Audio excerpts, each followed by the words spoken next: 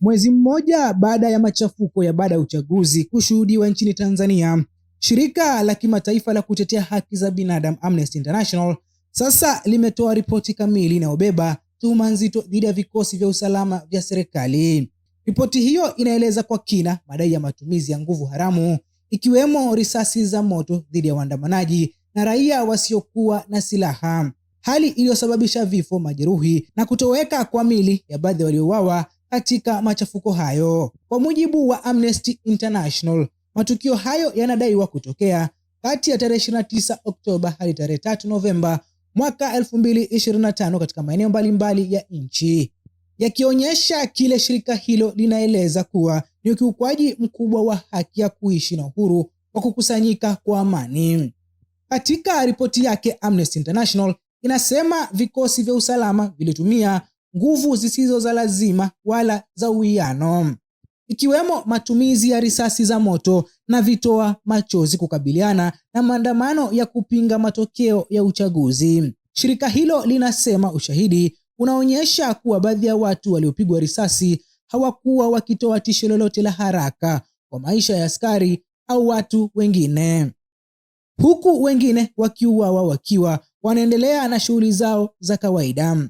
Katibu mkuu wa Amnesty International, Agnes Callamard, amesema vurugu walizofanyiwa waandamanaji na raia waliokuwa wakiendelea na maisha yao ya kila siku ni za kutisha na hazikubaliki kabisa. Huu ni ushahidi mwingine wa hali ya kuongezeka kwa kutovumilia maoni tofauti nchini Tanzania. Ameongeza kuwa matumizi ya risasi za moto dhidi ya waandamanaji wasio na silaha ni ukiukwaji wa wazi wa haki ya kuishi.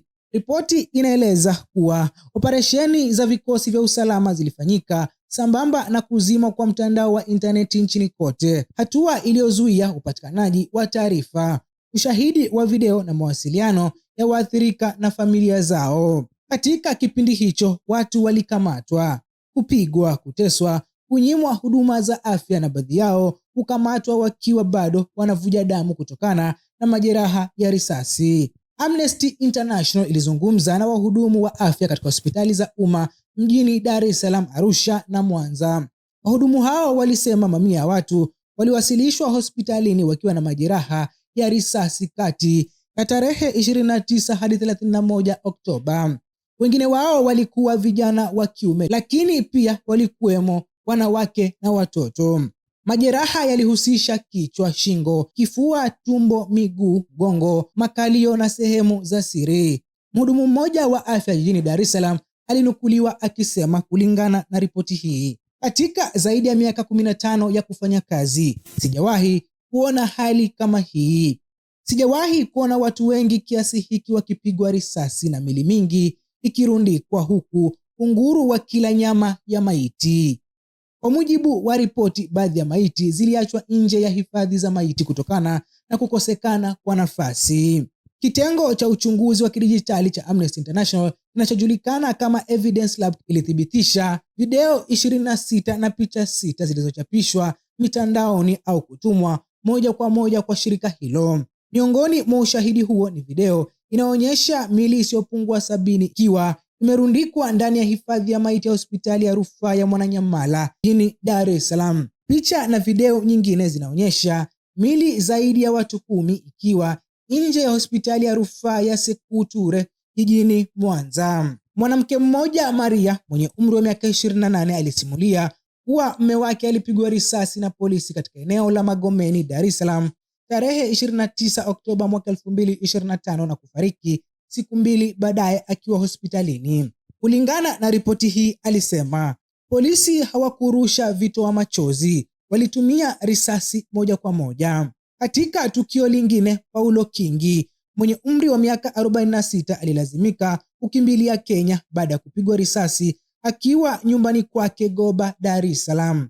Anasema watu waliokuwa na silaha anaodhani walikuwa maafisa wa usalama walifyatua risasi kuelekea nyumbani kwake bila onyo. Amnesty International inakiri kuwa baadhi ya waandamanaji walihusika katika vitendo vya vurugu kama kurusha mawe, kuchoma magari, kuharibu mali za umma na kuchoma majengo ya serikali. Hata hivyo, shirika hilo linasisitiza kuwa katika matukio mengi yaliyochunguzwa, waathirika hawakuwa wakitoa tishio lolote la haraka kwa maisha ya askari au raia wengine, hivyo matumizi ya nguvu ya kuua hayakuwa na msingi wa kisheria. Ripoti inaeleza kuwa vitoa machozi vilitumiwa vibaya kwa kurushwa moja kwa moja kwa watu ndani ya nyumba na katika maeneo ya makazi. Shahidi mmoja alisema kitoa machozi kilirushwa ndani ya nyumba yake tarehe 29 Oktoba wakati mtoto wake wa mwezi mmoja akiwa ndani.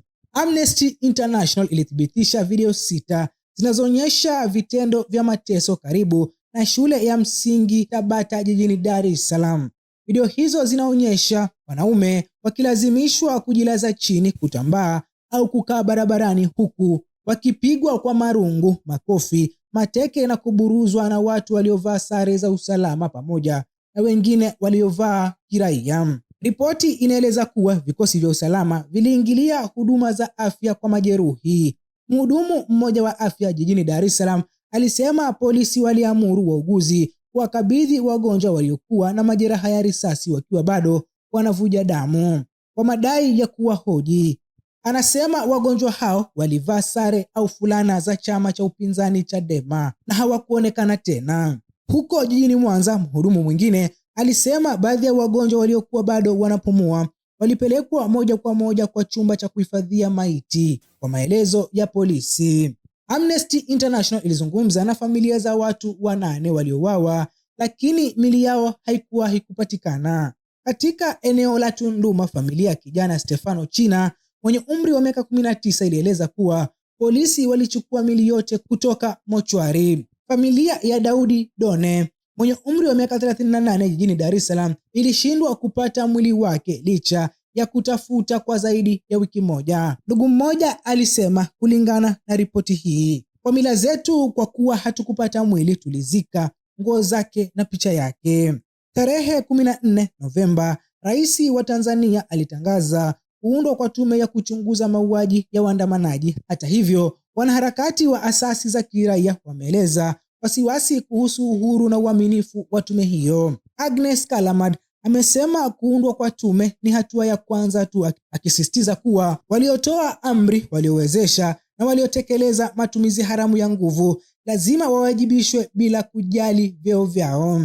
Ripoti ya Amnesty International inaacha maswali mazito kuhusu matumizi ya nguvu kupita kiasi, uwajibikaji wa vyombo vya dola na mustakabali wa haki za binadamu nchini Tanzania. Kulingana na Amnesty International, hadi sasa mamlaka za Tanzania hazijajibu rasmi maombi ya Amnesty International kutoa maoni yao kuhusu tuhuma hizi.